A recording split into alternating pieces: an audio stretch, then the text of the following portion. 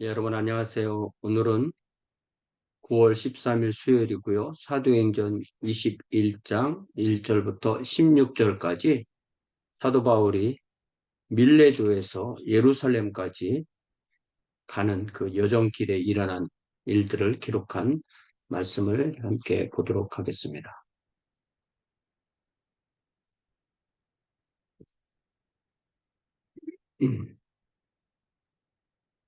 자, 1절 우리가 그들을 작별하고 이제 밀레도에 있는 장로님들 밤에 만났잖아요.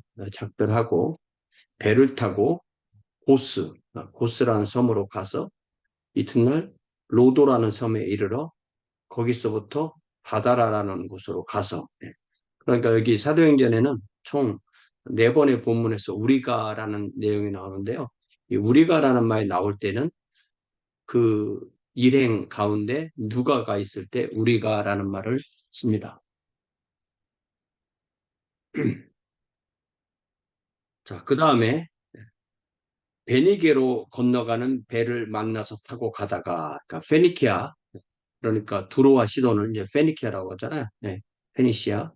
어, 구브로를 바라보고 이를 왼편에 두고 시리아로 항해하여 두로에서 상륙했다.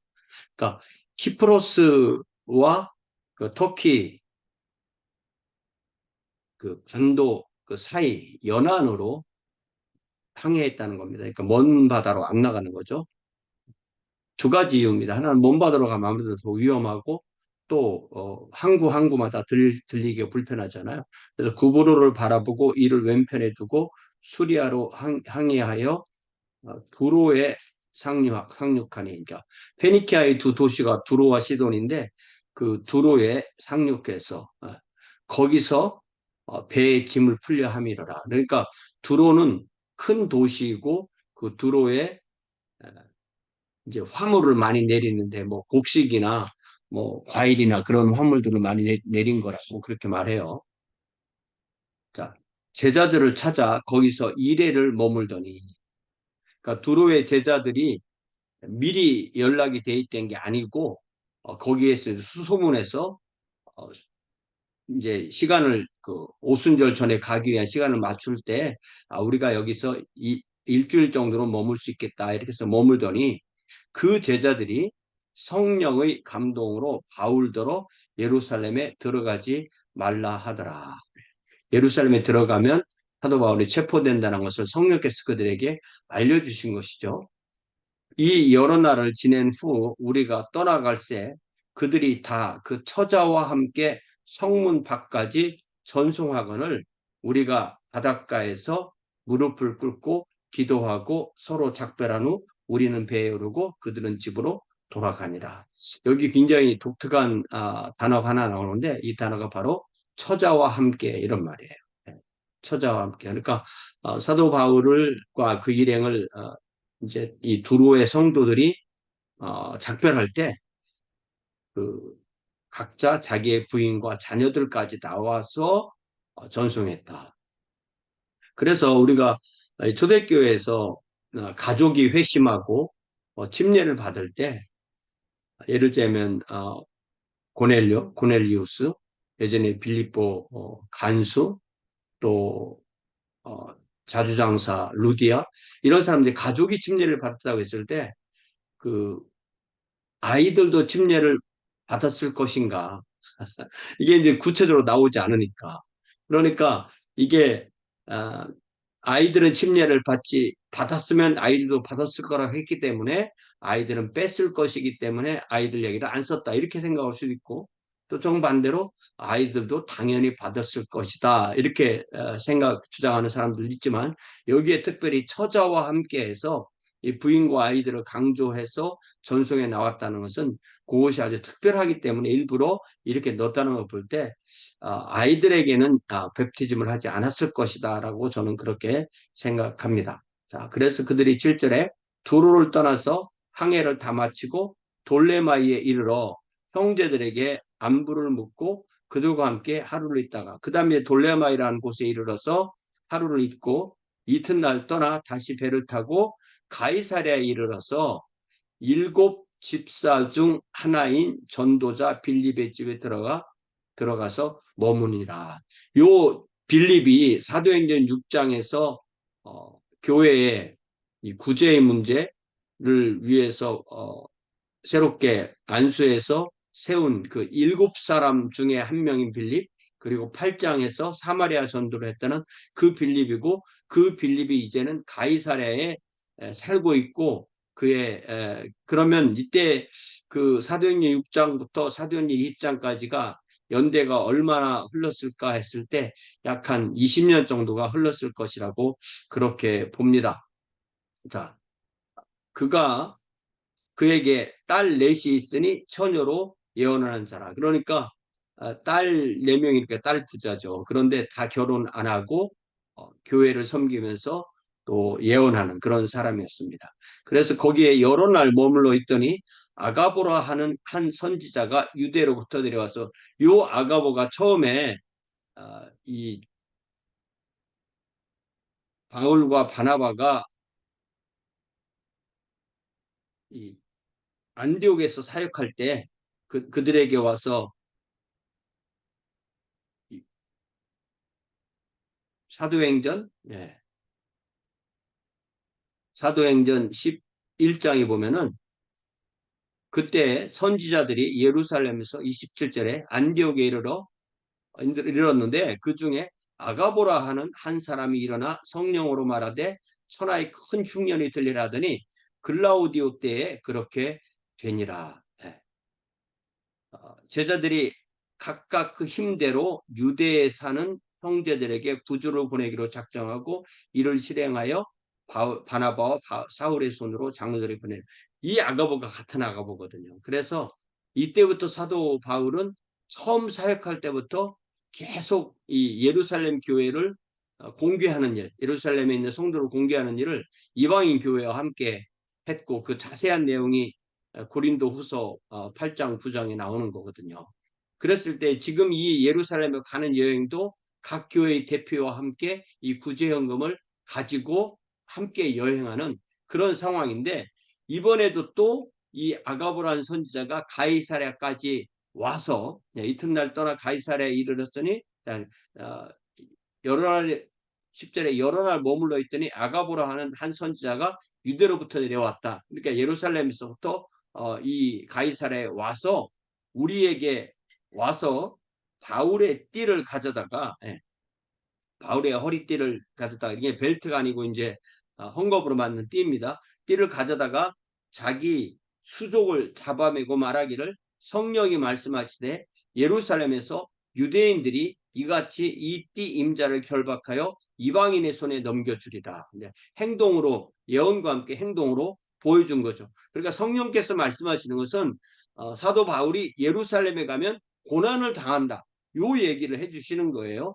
우리가 그 말을 듣고 그곳 사람들과 더불어 바울에게 예루살렘으로 올라가지 말라고 하니, 이게 이제 20장에도 그런 얘기가 나오잖아요.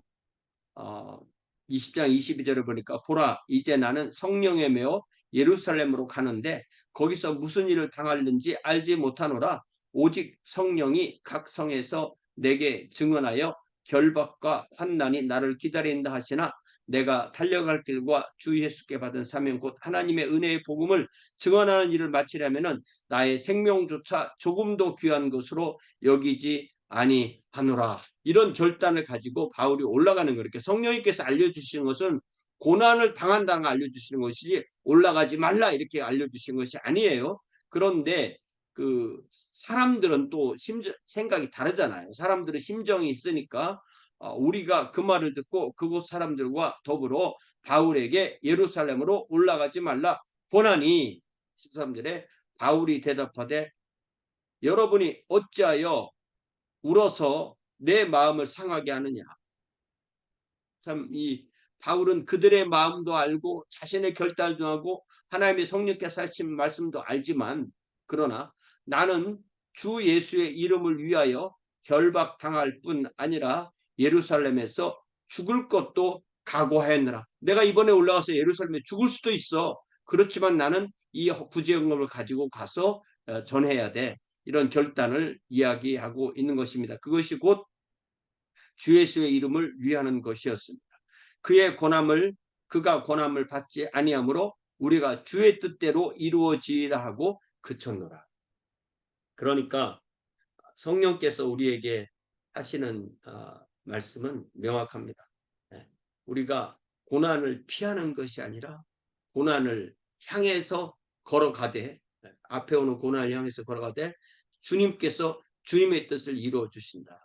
우리는 그 고난을 당하는 것이 주님의 길이다. 그래서 이제 우리가 그 뒤에 내용을 알지만 예루살렘에서 체포돼서 가이사랴에서 2년 동안 감옥 생활을 하고 그 다음에 미결수로 로마에 가서 재판을 기다리는 내용이 28장까지 돼서 거기서 사도행전이 끝나잖아요.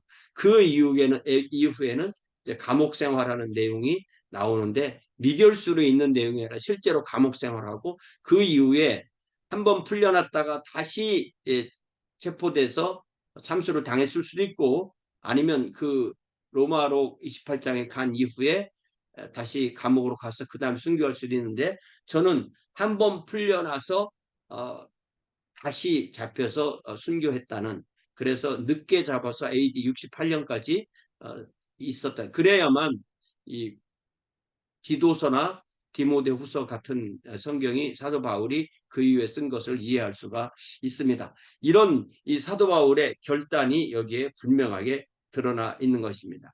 이 여러 날 후에 여장을 꾸려 예루살렘으로 올라갈세. 이제 가이사랴에서 예루살렘에 가는 길은 육로니까 육로를 통해서 올라가는 것입니다. 가이사랴에 몇 제자가 함께 가며 또 이제 거기서 일행이 함께 추가된 거죠. 한 오랜 제자 구브로 사람, 이 사람이 이제 키프로스 사람이에요. 나손을 데리고 가니 이는 우리가 그의 집에 머물려 함이라.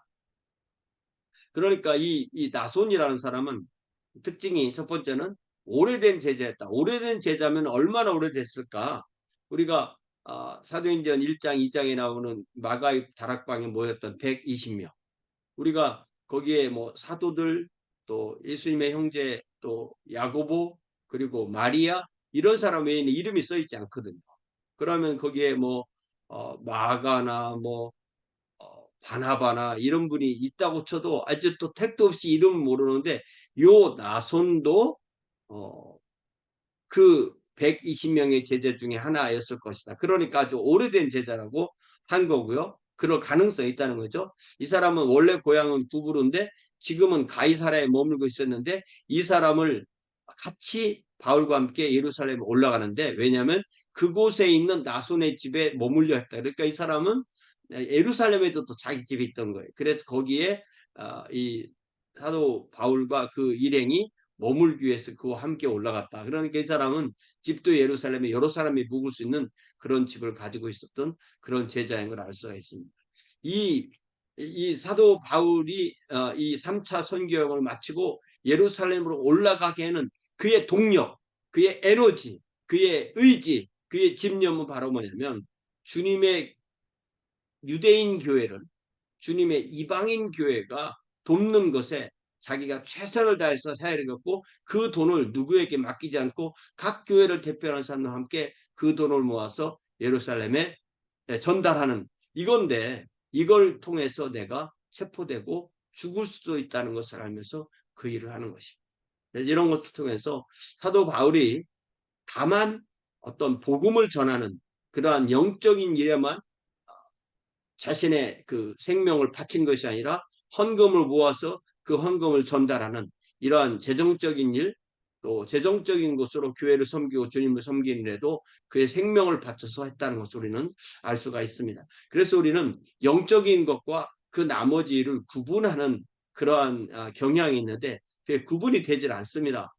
나는 영적으로 일을 하지만 나머지 일은 하지 않아요. 이럴 수가 없는 거죠. 우리는 이 영육 간에 이 모든 것을 하나님이 지으시고 그 모든 것에 주님이 바로 삼일체 하나님이시기 때문에 우리가 그 모든 것에서 하나님 앞에 청지기로서 관리인으로서 살고 그것을 가지고 섬기고 돕고 하는 것이 주의 제자의 삶인 것을 우리가 압니다. 그러면서 이 바울의 이 에너지에는 자기의 생명을 조금도 귀한 것으로 여기지 아니한다는 이 사도행전 20장 24절의 말씀, 내가 달려갈 길과 주 예수께 받은 사명 곧 하나님의 은혜의 복음을 증언하는 일을 마치려 하면은 나의 생명조차 조금도 귀한 것으로 여기지 아니하노라 라는 이 말씀이 우리에게도 그대로 적용되어야 될 줄 믿습니다. 왜냐하면 우리의 생명은 흘러가는 거예요. 흘러가는 건데 이 육체적인 생명이 있는 이 땅에서 우리가 할 일이 있을 때 그 일을 위해서 우리의 생명을 잘 관리하는 거지, 내가 내 생명을 잘 남겨놨다가 아무것도 안 하고 그냥 허송세월만 하겠다 이런 건 아니잖아요. 그런 면에서 이 사도 바울이 여러 가지 면에서 우리에게 큰 모범이 되는 것을 믿습니다. 사랑의 아버지 하나님, 무엇이 사도 바울을 이렇게 여러 차례 성령을 통하여서 예루살렘에 올라가면 고난을 당한다는 말씀을 해 주셨음에도 그가 조금도 두려워하지 않고 조금도 그의 계획을 변경하지 않고 예루살렘으로 올라가게 했는지 그 동력을 우리가 다시 한번 확인하게 하시니 감사합니다. 주님을 향한 사랑, 주님의 은혜의 복음을 전파하는 것을 마치기 위해서 그의 생명을 조금도 귀하게 여기지 아니했던 이 사도 바울의 그 삶이 우리에게 좋은 모범이 되고 좋은 예가 되오니 우리도 우리의 생명을 바쳐서 주님과 주님의 왕국을 위해서 사용되는 귀한 주의 자녀들로 인도하여 주옵소서. 예수님의 이름으로 기도하옵나이다. 아멘. 네, 고맙습니다. 돌아오는 주일 9월 17일 주일이죠. 우리가 함께 모여 주님을 예배하겠습니다.